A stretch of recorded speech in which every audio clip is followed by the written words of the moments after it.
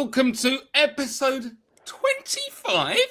Like that, 25, quarter of a century of a trouble shared. This is a podcast where two comedians try and heal the world by solving one of your troubles one at a time. My name is Johnny Cochrane, but I'm not here alone. Oh, no. I am here with someone who looks trouble in the eye and doesn't go weak-kneed, slaps trouble down and says, bring it all day long. It's Twayna Mayne. How you doing, Twayna? I'm all right, Johnny. I mean, that's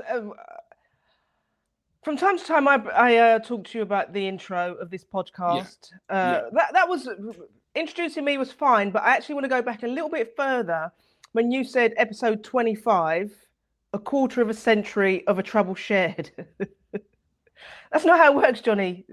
We've not been doing this for 25 years. We've been doing it for 25 weeks.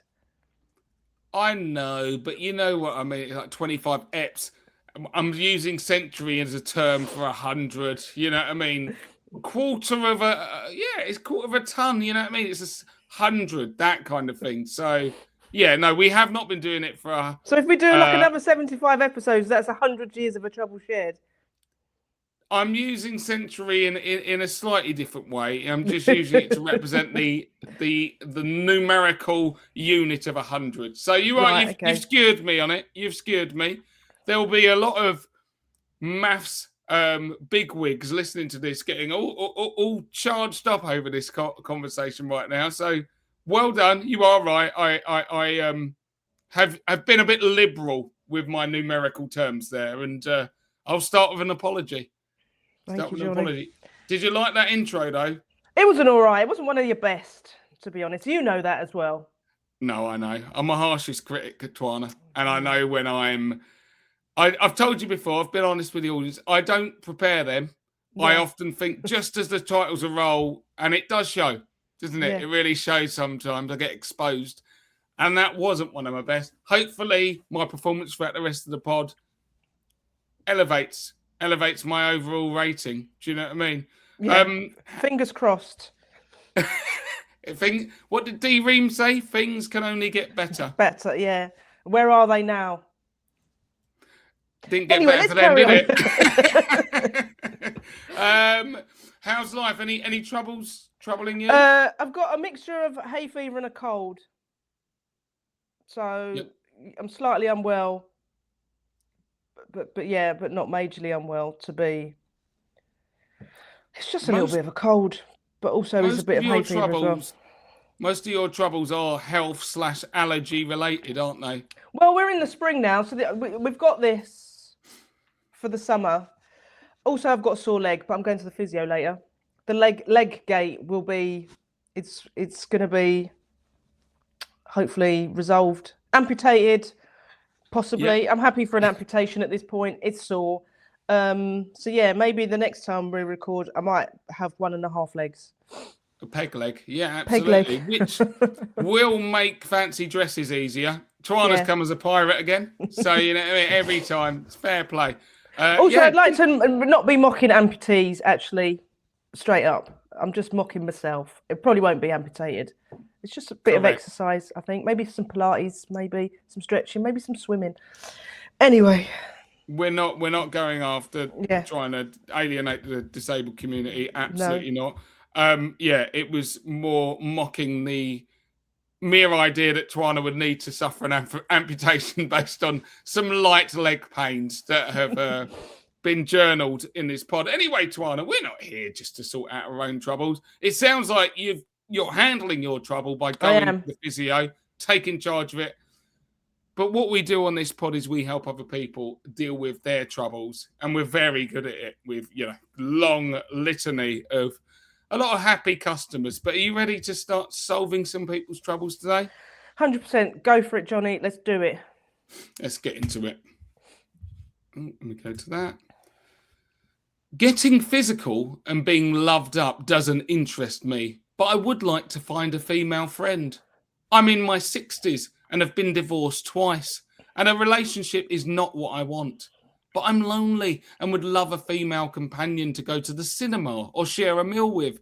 I've tried going on dating sites and matched with a nice woman. I was open and frank about what I wanted, and we seemed to be on the same page. But when it came to the day of meeting up, she said she wanted more, and so I cancelled. What other avenues can I try to find a friendship? So you want a friendship. You don't want anything more. I don't know.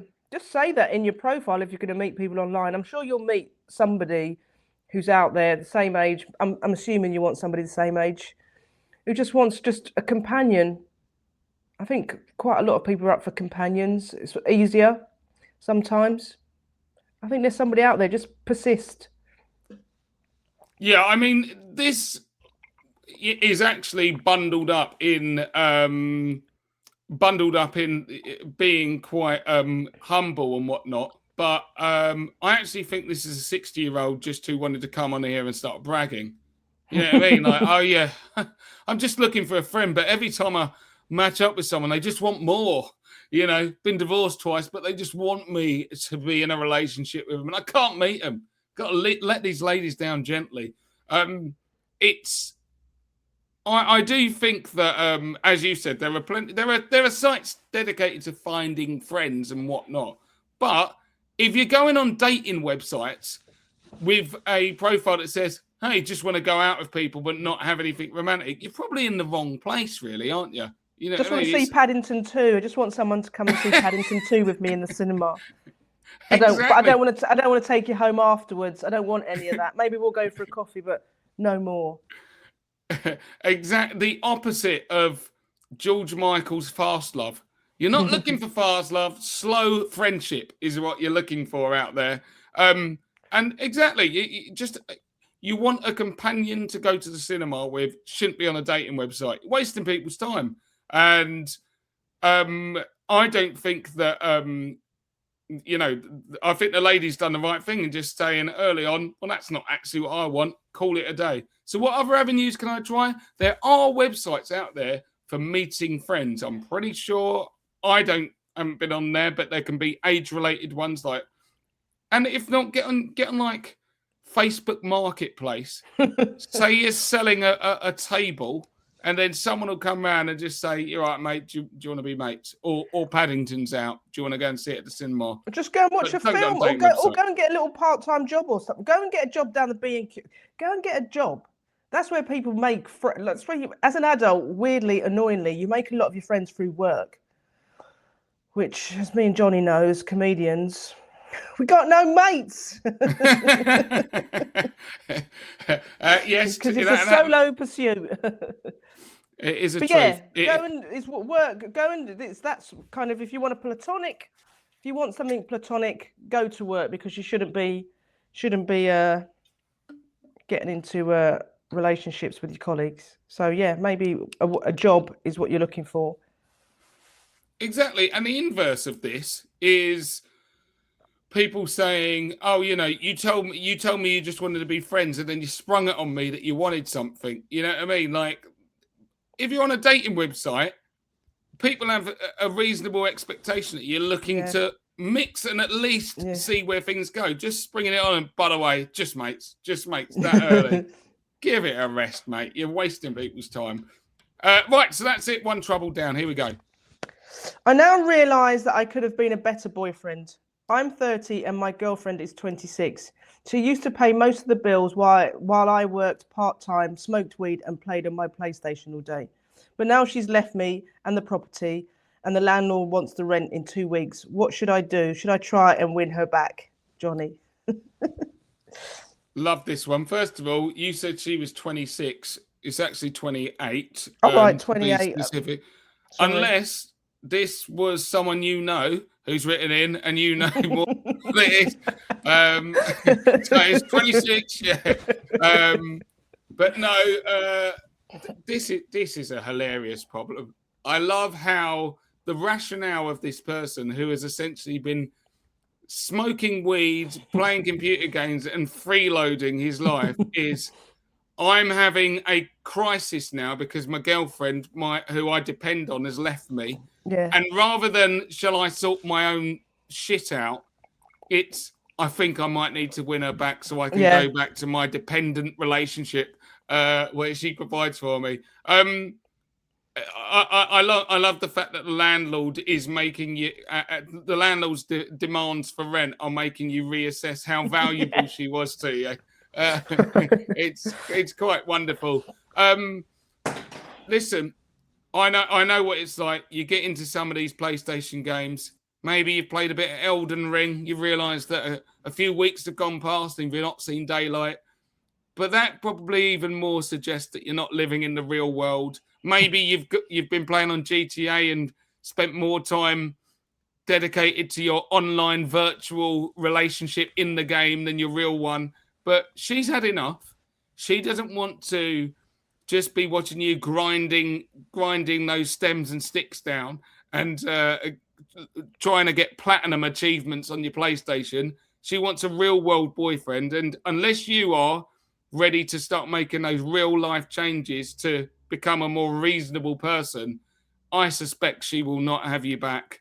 And so use this as an opportunity to start making more real world changes and get your shit together, quite frankly. Because you're 30 now. And I love a bit of the activities you're talking about. But the reality is you're going to have to start prioritizing certain things. So I think she's well within her rights to leave you. And if you've got any hopes of getting her back, you've got to make real world changes. What do you reckon, Twayna? I like the fact that they seem to have come to a realization because there's a 2-week jeopardy in this. It's like, right, I need some rent in the next 2 weeks. It's not like I've just been sitting at home. I've been smoking loads of weed. I've working part-time. I've just not been using my time wisely. I've not been perfect in this relationship, and he's sort of realised that. But it's also like, but also I might now be homeless. But I need 2 weeks to win her back so she can pay maybe half or more than half of the rent. So I would not be homeless. It's not like shit, right? She doesn't want you back, mate. She's left you. You're not gonna, even if she does come back, she's left the property. Therefore, I don't think you've got 2 weeks. I don't think you're going to change your life enough in 2 weeks for her to come back and go, do you know what? Here's half my wages. I think it's over. I think now is the time for you to maybe smoke less weed, maybe apply for a full-time job, maybe have a conversation with the landlord and go, look, here's the thing. I can't pay the rent, or I will pay. The rent's going to be late. There's a lot of stuff that you can do, but I think she's out of the equation. I think winning her back is not your priority here now. I think your priority is to find some money legally, hopefully, to pay to keep the landlord off your back. See, the thing is you're coming out throwing rational arguments, reasoned strategies, and having lived with a number of stoners in my life, particularly at uni, I know that the real dilemma in this person's mind is, with these next 2 weeks that I've got, shall I try and win my ex-girlfriend back so she can pay the rent, or just spend 2 weeks smoking weed and playing PlayStation and go out on a high? Yeah, just literally. Get kicked out on a high, getting Jazzy Jeffed out of my apartment. Uncle Phil throwing me out the front gates, but I'm blazed up and I managed to complete Tomb Raider.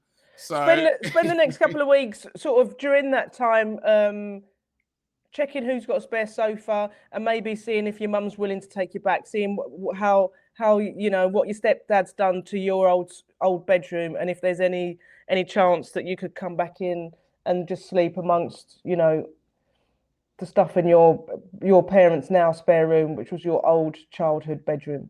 Just, you know, 2 weeks, like, you know, maybe I should think about it in the way that you said, Johnny. You know, go out on high. Yeah. You're not going to win her back, and the landlord, like, you're not going to. I don't know where you're going to get some half the rent, or maybe all of the rent in 2 weeks, because you usually, you know, you get paid sort of. You should have enough money in your account to cover your bills. Incoming. Streaming. Gaming and streaming. Set your streaming account up. Maybe you could have the quickest Twitch viral account that you can get out there and start monetizing it within 2 weeks, and all of your dreams will be fulfilled. That's not going to happen, of course. That's a weed dream. And you're going to be homeless real soon. So maybe just enjoy it, but you've got to start making some structural changes, fella. Yeah. Right. Yeah. On to the next trouble. Here we go. A huge mistake cost me my job. Sorry, let me start again. A huge mistake could cost me my job. I'm 52 and married with 2 children. Recently, I deleted some important files at work in error. I got 2 folders with similar names mixed up. I tried everything to get them back, but it was too late. I'm so disappointed in myself, and I'm worried I might lose my job.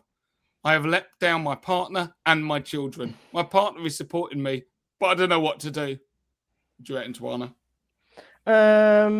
My advice: blame somebody at work, the person that you like the least. Just pass the buck. Say, yeah, it was him over there. I had nothing to do with it. That's what I would do. I'm not about, being honest in the workplace. They get enough from me. So yeah, blame somebody else. So maybe a way to remedy this is log in on someone else's account and start going on Pornhub in the workplace and just be like, Gavin is taking the piss. Yeah. Yeah. Say somebody's hacked. Say somebody's hacked. Just go rogue. Yeah. Yeah. He's got searches for big boobs in the workplace. Meanwhile, you smuggling it. And by the way, I have deleted a folder, but Gavin is outrageous. Yeah, you could do that. That's starting a kind of metaphorical fire, or you could start a real fire. Make sure everyone's out the factory, of course. No one, don't risk life. But if the workplace mysteriously burnt down, then you couldn't get sacked. You could get arrested and put away for a long time. Arson's really serious, actually. I think my one, maybe getting somebody else sacked, maybe getting HR sort of training everybody about appropriate behaviour in the workplace might be a lot easier. I mean, I'm sure this person's going to feel really guilty about that. Maybe they should just fess up, because it doesn't sound like they've got it in them, really. They're already racked with guilt. So I think if they started then to blame somebody for something they've not done and set off another chain of events, I think it's time to be honest. I do think you're right. I know I keep suggesting criminality, but I don't know if you have access to funds in the workplace. I just kind of feel like if you're going to get sacked, you might as well go down for the big stuff. But they get sacked. They might get might be on a disciplinary. Depends what it is they've deleted. I mean, if they own up honestly straight away, maybe. But if not, then take everybody down with you. If they do sack you, set the place on fire, literally. Also, arson is illegal, and we at Trouble Shed do not endorse any kind of criminality. Comedy podcast, Twayna. You can get away with a lot of it. Right, that was true. Oh, you should kidnap your boss and torture him. So it's just a joke. I mean, he wouldn't sack you if you were gonna. I'm just saying, but we would never. That's all laughed over with. But no, I feel bad for the guy. One bit of practical advice: if you're worried you are going to get sacked, start applying for jobs straight away. Right now, you've not been sacked, so use this time to start looking at other options anyway. And then, as you say, as Twayna says, come clean. Just admit it. Take control of the situation, because if they find out indirectly, it will look like you're even less in control. Like you've made a mistake and didn't even know you've made a mistake. Probably even more grounds for dismissal in that case. Whereas if you take control of the situation and say, I've done this, I've been trying to rectify it, really bad, blah, blah, blah, then at least, you have a semblance of understanding of what's going on. So I would say that. And if not, the other options are arson, kidnapping, or watching porn on a colleague's work account. Yeah, deep fake pornography. Yeah, exactly. Right, that one's sorted. They'll never thank us, but they should. Right, here we go, Twayna. Here's the next one. My partner and I have been together for 14 years since we were 17. He proposed after being together 11 years and having our first child. Fast forward another year and everything was going great. We decided to have another child. We booked a venue and we're in the process of making our invitations when he suddenly and out of the blue told me he didn't want to get married. I had no idea where it came from and he was never able to give me an explanation as to why. He still wanted to be a couple, so after months of working things through, we decided to stay together. Last month, he told me that he regrets calling off the wedding. I'm so confused and feel like I have no idea what he really wants. I don't know if I could ever open myself to the idea of getting married again, and after how I was hurt last time. We have 2 girls together and I still love him, but at the end of the day, I feel really hurt by all of it. What are your thoughts on this and what should I do? There are a lot of blokes who are really scared of going on a stag do. Really scared of going on a stag do because of how wild it can get. And you might find that your husband's called off your wedding, your long-time engagement, just because he was shit scared of getting dressed up as Borat in a mankini and going to Benidorm. He said, no, mass. I can't do it. I can't go through with that. And you've had to suffer. But I think that it's obviously a little bit strange, but if you haven't broke up and you are still together, then, do you need to get married? Who are you getting married for? Is it you? Like, is it the person that you're getting, the lady that wants to get married? Because it doesn't sound like he had question marks about you because he stayed with you. He didn't try and leave you or anything. And in which case, really, is it just societal expectations? Maybe he was skint of, he had no money at the time and felt embarrassed to bring it up. Either way, she's been left, confused and obviously lacking trust. But I don't think that marriage is essential in these situations anyway. So you don't actually need to get married out of it. I think that you could certainly ask him what it was, whether it was the fear of the stag do that drove him away from getting married, or there was something else untoward. Like, dig deep and hope that he's going to be honest with you. But apart from that, if you want to get married, you can still get married. If he's going to do it again, I think he realizes if he pulls out again, you'll probably leave him, so he wouldn't. But otherwise, maybe make peace with the fact that you don't even need to get married if you're happy together and you've got a nice family anyway. So those are my thoughts. What do you reckon, Twayna? Maybe she should just marry somebody else, somebody who really wants to get married. Still stay with him, still stay with your partner, but say, look, I married so-and-so because I wanted a wedding and you messed me about, mister. And he was up for committing. Yeah, like Johnny said, no one really needs to get married in 2026. I mean, there are lots of reasons to get married. But also, like, maybe just have a small... Maybe he was worried about having a big do. Do you know what I mean?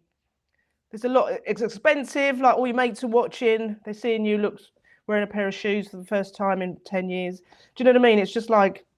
It's a weird day. It's like, who are you doing it for? If it's for you and your kids and a couple of witnesses just can go down to the registry office and just do a quick little wedding. It doesn't have to be a massive one, or you can have a civil ceremony. If it's like the legal side of it, you can have a civil partnership. Do you know what I mean? You don't have to do the big old, it doesn't have to be like the Beckhams or something like a Hello Magazine feature. It can just be a small do.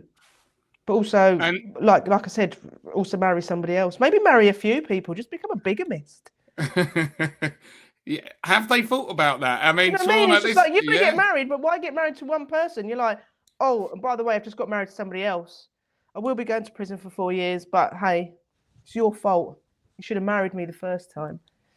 Get into that Latter-day Saints shenanigans out in Utah or whatever. They're all at it, you know what I mean, about 19 wives. If that's all you want, a big day. To be honest, I don't even think they have a big day anymore because they're just pumping them through one after the other. But if you just like the concept of it, Twayna's right. Marry someone just for the thing and stay with your partner. The other aspect of this dude as well, like pulling out, you've been together for a long time. He obviously kind of loves you, and then you get engaged, and all of a sudden he pulls out. Have you thought about whether your actions might have generated this? We know the concept of bridezillas. They do exist. I've seen them in the wild. You know, you're sitting there being like, I don't know where it came from. We had a venue booked and I was getting the invitations planned and telling him 19 things that he had to do today. All of a sudden, he doesn't want to marry me, but he does want to stick with me. Maybe the true root cause of this was we got a bridezilla in our midst, but she wouldn't even be aware. So we don't know. It could be a whole host of reasons. Maybe keep asking to get to the bottom of it and work out whether it's what you want to do. Because if it does come up again, there's nothing really that should preclude you from going through with it if it's what you want. That would be my advice. Or marry someone else, as Twayna says. Right, here we go. Couple more. I've always fancied myself as a bit of a comedian, but lately it has become undeniable that my wife can't stand my jokes. This is me reading it, by the way. This is not me talking about your own private life. It's just got your wife's name on the bottom of it, Johnny. My name is Johnny. This is where 7 years. I've always been a prankster, and while she is more serious than me, she used to go along with the joke and would even laugh along. But now she openly gets annoyed or upset whenever I joke around. When I took the hint and gave up the fun, she then asked, "Have you run out of jokes?" It seems to me that no matter what I do, I cannot get it right all of a sudden. She seems miserable all the time, and yet I don't know what I've done wrong. What do you reckon, Twayna? Oh my God. This guy sounds like a nightmare, to be honest. His wife is just like, even when he's trying to be funny, he's not funny. Maybe it's just you genuinely, mate. She's had enough of you. You're in your 60s. Maybe you're retired. Like, you're coming up, you're just running out of, she's just this age, she's in her 60s. She's probably post-menopause. Do you know what I mean? She's just like, do you know what? I haven't got time for this nonsense and this man. She just wants you just to not be so noticeable, whether you're being funny or not. She's just let her be. As for go on. Sorry, go on. As for the fancy myself as a bit of a comedian, maybe try and do a bit of stand-up. I think as comedians, Johnny, me and you should be encouraging people who think they're funny in their private lives to go out onto the stage and test whether the paying public also finds them funny, and they will get a rude awakening, because no one really is that funny. So yeah. It's so funny, isn't it, when you have people coming up on stage being like, "Oh, my mates say I'm well funny," and then they go up there and get, it's a terrible proving ground. Like Julius Caesar, as the crowd just put their thumbs down and they realise it's all over. You've been living in your head, and as you say, as comedians, we both know that one, comedy is subjective, so even the best comedian in the world, some people are going to find them unfunny. That's just the nature of it. And my wife has been living Sorry. Sorry. She can't help herself. Funny just naturally there. She'll throw out some Borat with you. And this might actually be someone in here going like, we'll find out that Twayna's actually got a wife now, and she's like, "I can't stand the jokes anymore." But the thing is even being married to a comedian, the jokes that I tell my wife or the humor I get with her, they're not. Sometimes they're funny, like objectively funny, but I basically do jokes in no small part to annoy my wife. Like openly, I am doing it to annoy her, and so they're almost deliberately unfunny because I like to watch her roll her eyes or just let out a sigh of exasperation. I'm done trying to make people laugh like I'm on stage. I've been doing it for a long time. I do it for my own enjoyment. So if this person is out here just trying to crack jokes to, entertain themselves, then I'd say keep going on. It sounds like you've really ground her down and she hasn't got much fight left in a comedic sense. So I'd say you're winning. If you genuinely think you're good, mate, I would say read the room. Your wife's at her lowest ebb because of your humour. it's not as good as you think it is. So unless you're doing it deliberately to wind people up, understand that you've been given the greatest bit of feedback you can. You're unfunny to the point where your wife is being driven away from you. And so maybe curtail it a bit. But ultimately, you're in your 60s. You're getting towards the end. Just enjoy yourselves. Have a bit of fun. Life's too short to not be laughing. Anything else on that one, Twayna? Nah, you've done it, Johnny. There we go. Yeah. Final trouble. Here we go. I'm 76 and not in the best health with long-standing heart disease and spinal stenosis. I take a lot of drugs and cannot get an erection. I can, however, reach a climax. I would love to do so with my wife. Sorry, she is 71, but she has no interest whatsoever in sex. She tells me to find sexual fulfillment elsewhere, but I do not want that. She tells me she loves me, but will not permit any sexual activity at all. I would love to have mutual sexual activity with her, but she complains that she's not flexible enough. My mental health is beginning to suffer and I'm becoming depressed. What can I do, please? Now, I would like to say that I have sympathies for anyone living with afflictions, and I understand that it can be difficult. I can also understand that a lot of people are involved in marriages where at least one partner's sexual kind of desires or just hit rate, if you like, intervals are being met. They're being under-resourced on that. And it's the nature of a dynamic between two people. But I say all that to say, mate, you're 76, give it up. You're 76, you can't even get it up anymore. You're basically... what? How are you trying to attract your wife? Going, I can't get an erection, but you could rub an ejaculation out of me, and you're saying that what's she doing? She's not fulfilling me at 71 when she's not flexible to even think about something like that, and you're out here bringing your mental health up. Like, nah, mate. No, mate, I mean, you're 80 soon, Give her a rest. She obviously loved you. She's trying to stick with you. How is that an attractive package for her to be trying to break her flexibility issues apart? I'd say, mate, at some point you've got to show some humility and, get your head around the fact it ain't going to work out. And by the way, take a lot of drugs. What kind of drugs are you taking? You know what I mean?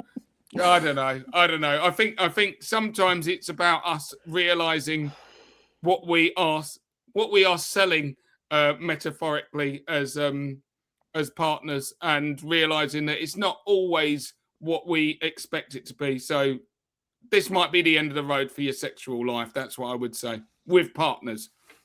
You're saying at 76 for this man, the jig is up, but his jig is not up. Listen, his wife is saying, go and find it elsewhere. She's even given you permission. Do you know what I mean?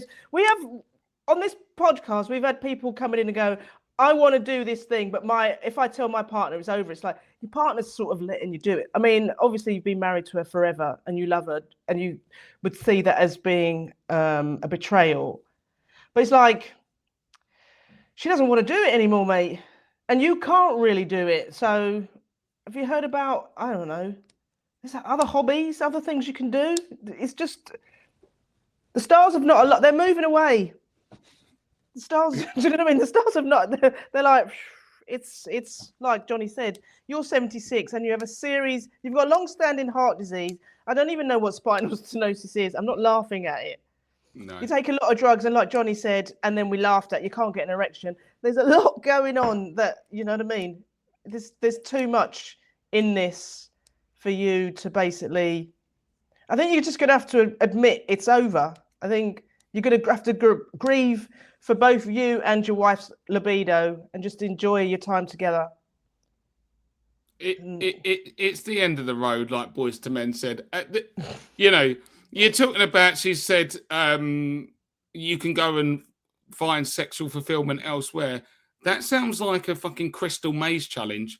You're going out there with your heart disease and spinal stenosis, and your inability to get erect, I don't think she's that worried that you're going to be, you know what I mean, cleaning up. Like it's outside of, you know, using sex workers. You ain't firing up the Tinder profile and cleaning up here. So it's over, mate. And it's difficult words that you need to hear. She'll know that you'll go off for like you're like, I'm off to meet a lady friend, and she'll be like, yeah, I'll see you in 4 hours. And then you'll come back and you'll be like, how was it? Yeah, anyway, I had a coffee. That was it. Do you know what I mean? It's like, yeah. I think your mental health might continue to suffer at that point anyway. So it's the end of the day. It's the end of the road. What can I do, please? Just pack it in now and just call it a day. Yeah. Change the drugs that you're on. Who knows? You know, maybe go in a different direction at 76. But either way, your wife loves you. She's not leaving. Just be thankful for what you've got. She's not leaving, Johnny, because she's not very flexible. She can't get out of the house. But no, we're not. We're not ageist here anyway. We're not being ableist either. We wouldn't. We're not. We're just a pair of silly comedians who don't want to offend anybody. And there you go.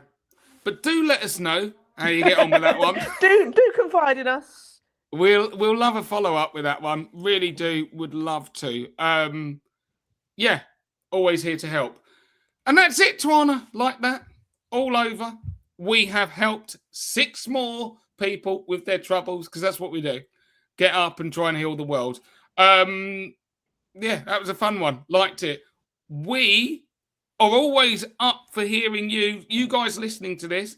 If you have any troubles that you want to send in, get over. You've got an email address, Twayna. Hit them with the email address. atroublesharedpod@gmail.com.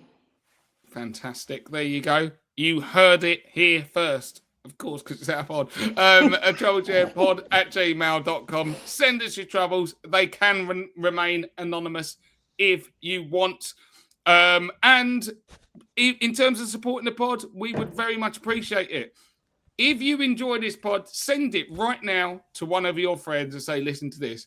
The pod can't grow without not only us putting the work in, but you guys, the early fans of the pod, without you helping us out as well. Share it to people. That's how it works in this day and age. Please, we would very much appreciate it. Apart from that, we'll be back next Tuesday with more troubles being solved. And all that's left for me to do is say a trouble shared is a trouble halved. Bye-bye.